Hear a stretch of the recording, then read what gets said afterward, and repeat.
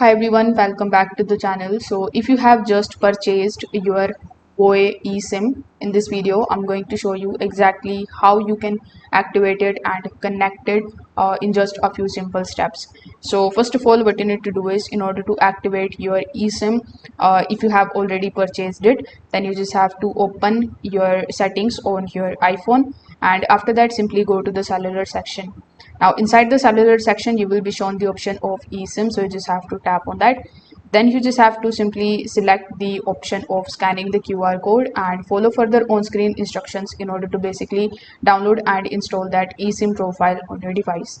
Now once the installation is completed, you will also need to turn on the Voye eSIM, and for that you need to simply go to the cellular again, and this time you just have to turn on the option of data roaming.